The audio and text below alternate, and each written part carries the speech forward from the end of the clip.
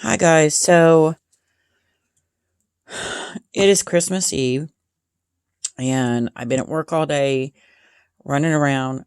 This is Angela, by the way, running around, but I finally got a package in the mail that I have been waiting on for over a week and a half. So that is, and it's on the post box. They put a stamp on it, which I thought was cool. It is the Superlunaris tarot. I bought this, backed it on Kickstarter back in August. It ended in September, like mid-September. Sunday, the creator, sent us a message on Kickstarter saying that the decks had started coming in over the weekend, which was the 13th. Actually, the 13th was the Sunday that she sent the message. Said that the decks had started finally coming in, and she sent them right back out, and that we should have a tracking number by Monday, the 14th. So, Monday morning, I woke up. There was a tracking number. It told me that it would be delivered Tuesday, the 15th, the next day. I just got this deck today, Christmas Eve. It literally has set. It actually arrived in Kansas City, where I live, on the 14th, which was that Monday, when I got the tracking number. It has literally been sitting in a post office since then. Because of COVID and everything, they haven't had enough employees to get everything out in a timely manner. And I did call them last Friday, and they were like, we will have the deck to you by Christmas. Well, they cut it close because it's Christmas Eve, and I finally got this deck in the mail today. And I have been so excited. When I first saw the tracking number, I'm like, oh, I'm going to be one of the first ones to get it. I'm going to be, one of the first ones to do a walkthrough. And then everybody else started getting their deck, and mine has sat in the post office 20 minutes from me for a week and a half. So I'm doing my walkthrough now. So this is the post box, and I literally just opened it so I could see what the extra card was because of all the walkthroughs I've seen. They all have different cards, and I ain't mad at it. This is one of the favorite cards in the deck that I've seen. And it's a thank you note on here. It's really cool. I love this card.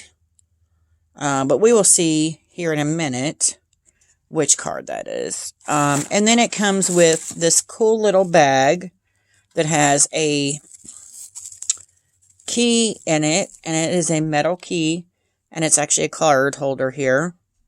And I thought that was a nice touch for the Kickstarter. So let's get into the deck here. Let me move this out of the way. And it's got a cool little sticker here. I'm going to see if I can expand that out a little there. And sorry about shadow. It's night. It's the first chance I've got to film this. And I wanted to open the deck up, so I wanted to film it beforehand. And I'm going to take it off camera here, I think. No, I got it. I didn't want to rip this sticker off of here. I'm going to save that for, my little book. But it comes wrapped really decently. Oh, and I didn't notice it's got plastic on it. But this is the box. Let me open it here.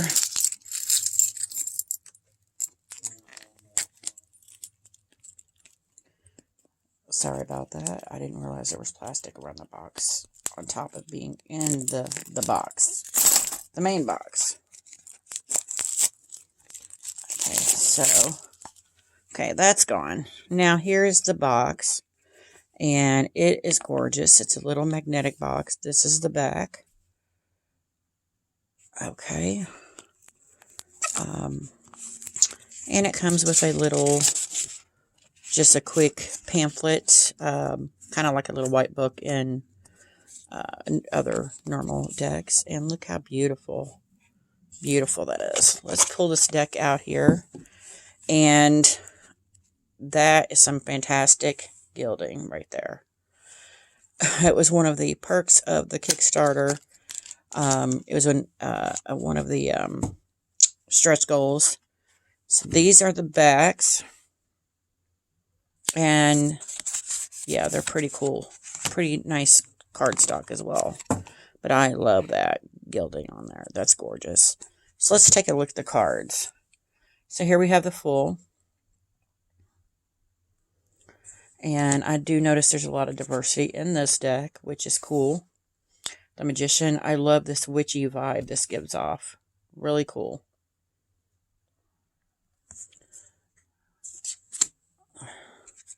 High Priestess.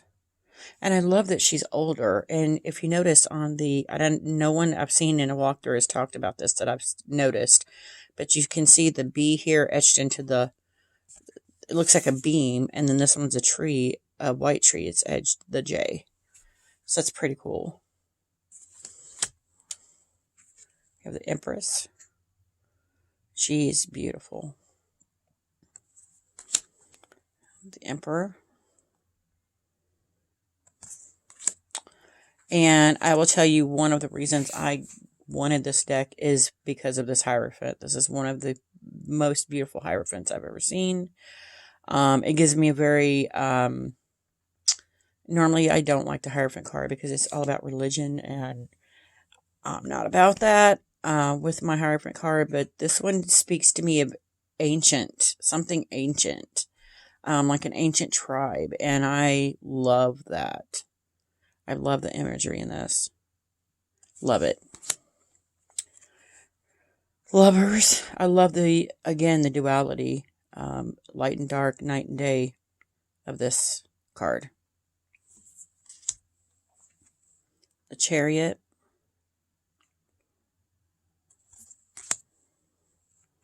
Strength. Gorgeous. The Hermit. And again, there's this witchy vibe. And if you see very faintly, there's a pentacle there, or a pentagram there.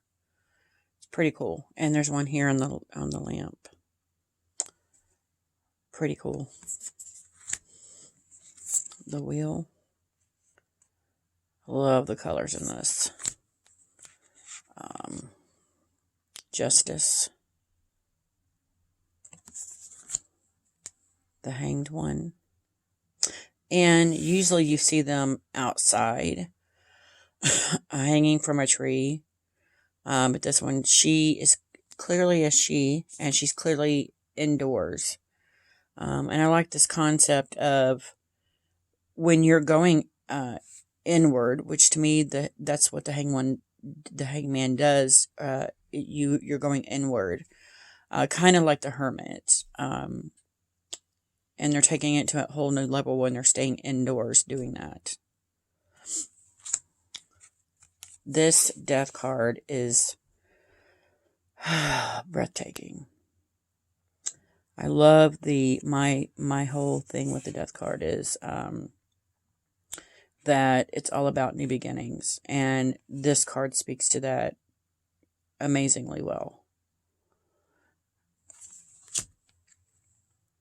Temperance.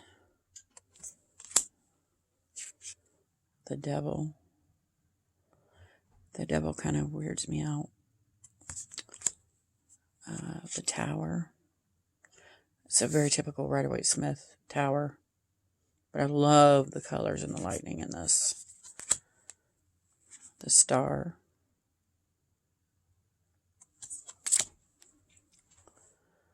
The Moon. Beautiful. I'm picking up too many cards. The Sun. I love the coloring in this. It's gorgeous. Can't have a Sun card without all those colors. Judgment. And this to me, again, is very from a religious standpoint, which I always see the Hierophant and the Judgment card as very religious. And I picked that up in this card as well. The World. Gorgeous as well. I love the colors in this. And you get the, there's a bird there. Some kind of being there. And then the lion. Looks like an oxen or a cow down there. So that was it for the majors. Now we have the minors. We are starting with the wands. And from the walkthroughs I've seen, there's nothing on any of the aces. So this would be the Ace of Wands. Gorgeous. Two of Wands. I love that. Three of Wands. And look how red and blue, how blue the water is and how red her dress is. It's just a very, those are what's meant to stand out on this to me. It's gorgeous. And she's watching her ships come in. Four of Wands. Look at the sky on that. Wow. Five of Wands. Wow. Beautiful. Six of Wands.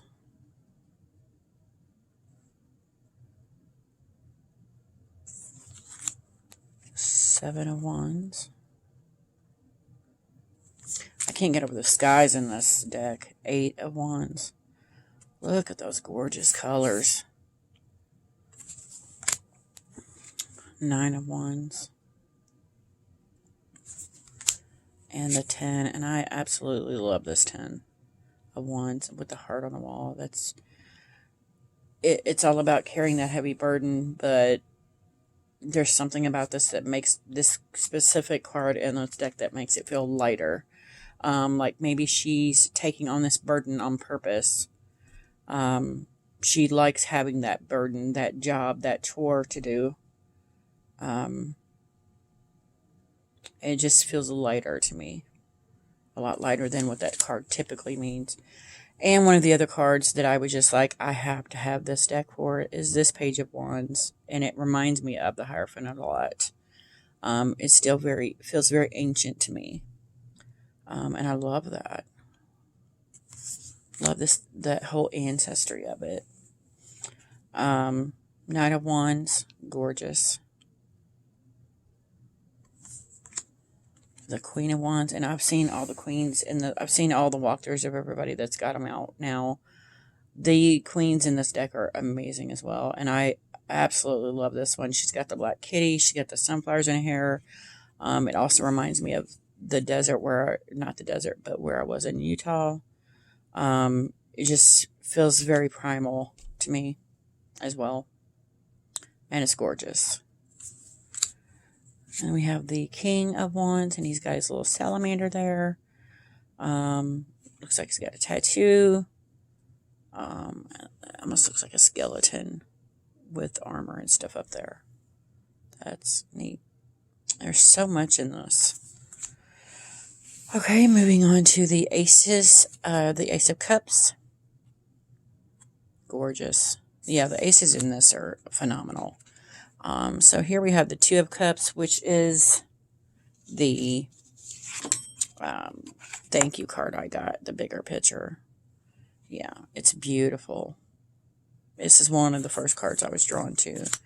And then when I saw the Hierophant, I'm like, yeah, I need this deck. Three of Cups.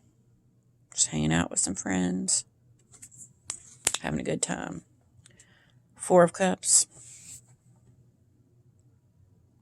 And the look on her face is just like, I'm not taking that cup. It's almost, it gives you a different sense of it.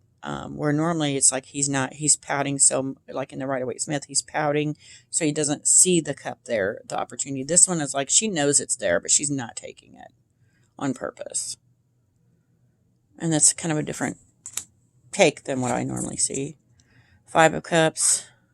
And I don't know why this is a very dark card, but I absolutely love this imagery. Love it. I don't know why. Six of Cups. That's beautiful as well.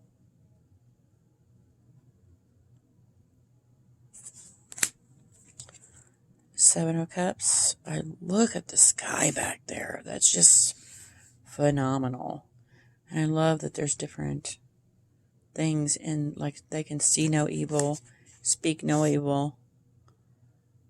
That's kind of cool.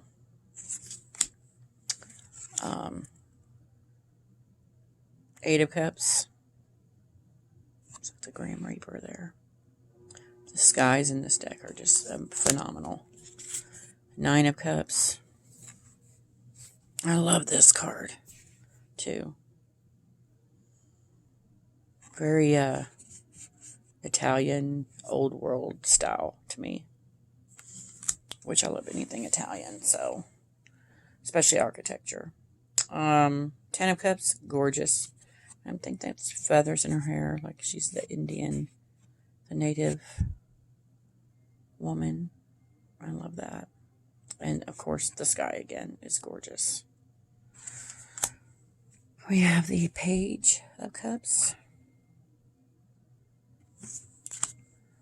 The Knight. And I think all the pages are female. This Queen of Cups, again, the queens in this deck are just phenomenal. And that is gorgeous. Again, there's that feeling of ancestry, feeling of ancientness to this. And any deck that gives me that remembrance of like ancient times, ancient ancestors, I love. King of Cups, beautiful. And then we have my favorite suit in any deck, the Swords. This is the Ace of Swords, and again, just beautiful card. This one, OMG, look at that. 2 of Swords, gorgeous.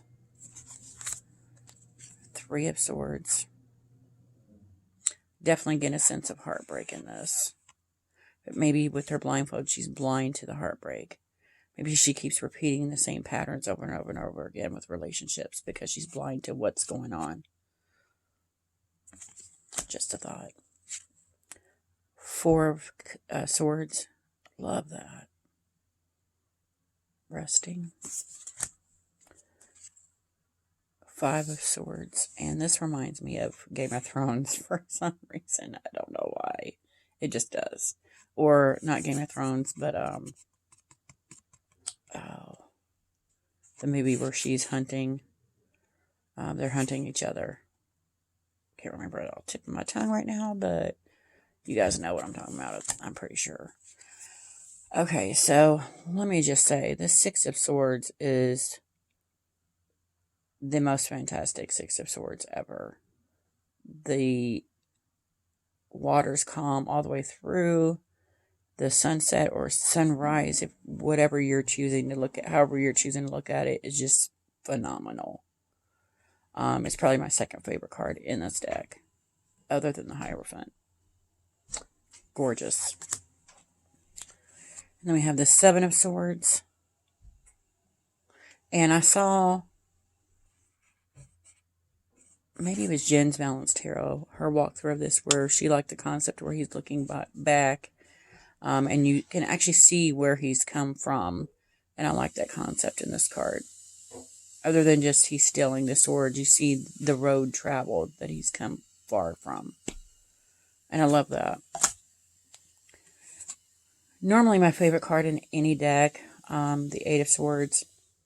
And I get it, because the swords are on either side of him and he maybe feels stuck. So he's just kind of sitting there like, whatever. But as many as decks that I have where this card is phenomenal, this one just kind of falls a little flat. Because there was potential there for so much more. I do like the fact that it appears to be a male. Any card that changes from what you normally see in the gender, I love it. And who knows, maybe this card will grow on me. The 9 of Swords, that's just,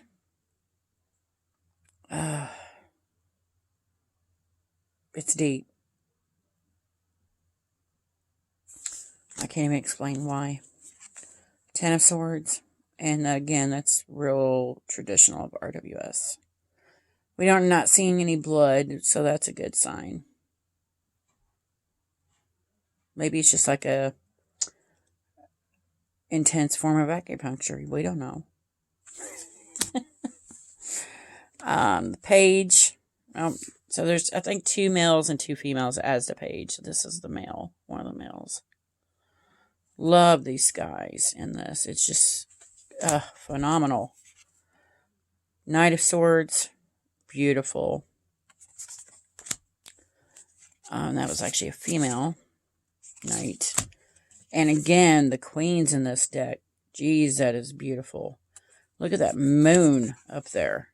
With the light and the purple. And then the butterflies just blow my mind. It's beautiful. And then we have the King of Swords. And he looks like he means business, for real. And then we have the last suit, the Pentacles. This is the Ace, and it's very traditional Rider-Waite-Smith. But the coloring in this makes it its own. The colors in this are outstanding, and I love it. Two of Pentacles. He reminds me of the Court Jester. I don't know if it's the suit, the smirk on his face, or both, but he reminds me of a Court Jester for some reason. Like he's juggling act at a carnival. I don't know. Three of Pentacles. Beautiful. Four of Pentacles. And I'm really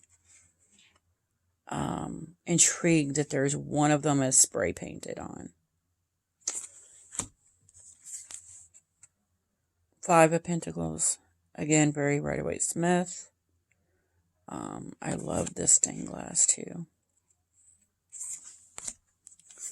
Six of Pentacles. Seven of Pentacles. Eight of Pentacles. Look at that view. Wow. Nine of Pentacles. Look at that. Gorgeous. I love that she's got an owl on her. Just breathtaking. 10 of Pentacles. This looks like it's very Hindu here. I love that there's different cultures in this as well. And we have the Page. It's also a male. And this knight is flipping gorgeous. I love that it's female. I love that it's a Native American female. I love the sky, the horse. This picture is beautiful. This queen, again, the queens in this deck are just, they take over this deck. They're so beautiful. And I love that she's got the deer and the rabbit. And then she's got this beautiful crown. It is just phenomenal. And then we have the king. Love it. So, yeah, that is the Superlunaris Tarot. Let's see how it shuffles here. I can't get over that rose gold gilding. Phenomenal. Let's not shuffle the book in. It shuffles pretty well. They're not quite as thick as the Bonestone and Earth Flesh Tarot, but I feel like it's the same kind of cardstock. Even though it's a little thinner, so it's to me, a little bit more manageable than the Bonestone and Earth Flesh Tarot. But I think it's the same cardstock, just not as thick. Wow. Gorgeous shuffle. So let's pull a card and see what we get here. We got the Lovers. So let's look at the book and see what the Lovers has to say to us in this new deck, the Superlunaris Tarot. VI. That's the cups. Hold on. Wands, Swords, Pentacles. Oh, the Major's here. So we have the Lovers down here at the bottom. It says a major choice, a spiritual attraction, duality. And I said duality. Making contact with the true source of love. Recognizing external admiration as a mirror that reflects aspects of the self. So it just gives you keywords, but that's cool. But I also read intuitively, so I really just go with whatever is coming up at that time. in this deck. So yeah, that is the Superlunaris Tarot. I'm so excited I finally got it. If you guys like this video, give me a thumbs up. If you want to see more, please subscribe. And don't forget to hit that notification button so you're alerted to any future videos. And again, it's Christmas Eve. So you guys have a Merry Christmas. And I'll talk to you later. Bye.